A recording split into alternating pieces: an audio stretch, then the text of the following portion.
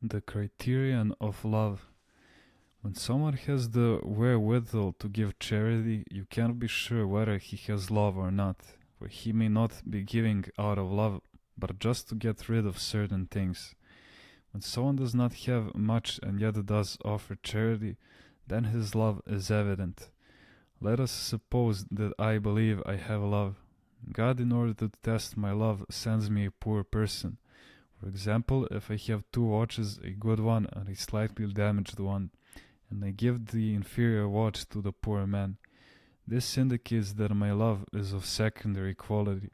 If I have real love, I will give the poor man my good watch.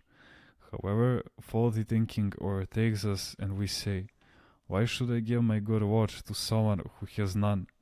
For him, even the old broken watch will be good enough. But when you give the old watch, then the old self still lives in you. But if you give the new watch, then you are renewed, a reborn man, according to the gospel. It is a damnable state when you keep both watches and give neither away. Geronda, how can someone get out of that state? He should think, if it were Christ himself, what would I give? Certainly the better watch. This is how we can see which love is the real one.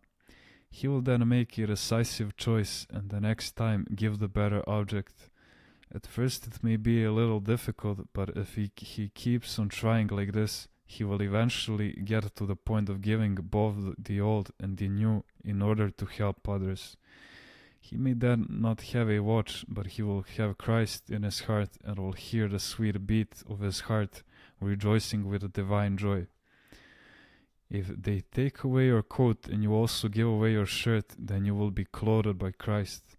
If you feel sorry for some unfortunate soul and help him, think if he were Christ himself, what sacrifice you would make.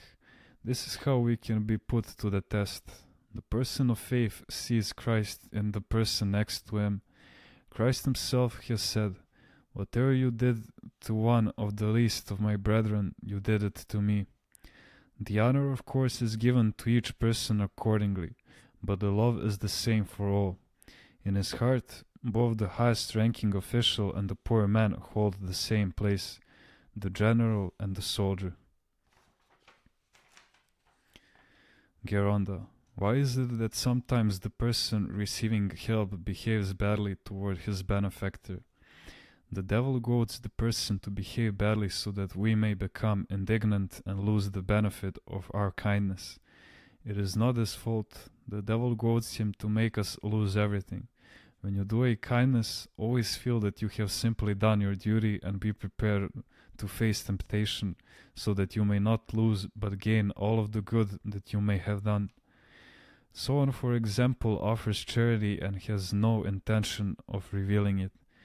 Then temptation comes in to it and makes others say to him, you are a avaricious person, you have done nothing and so on, while so and so has done this and that. This may force him to say humbly, well, I too have done something small, a hospital. Or he may become indignant and be forced to say, who, me? I who have done this and that. Either way he loses the spiritual benefit. Or the devil may provoke the recipient of charity to tell his benefactor, you are ungrateful, an exploiter, and so forth, until he finally impatiently responds, I'm the exploiter, I who offered you this and that charity, and am your benefactor. Not stopping there, he'll go on.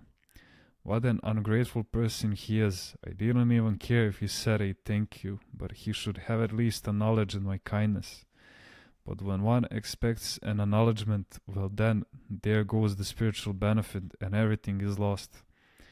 Whereas if the benefactor holds on to good thoughts and says, it's better that he's forgotten the kindness I did him, or perhaps he was upset or tired to speak like that, he excuses the bad behavior and does not lose the spiritual benefit.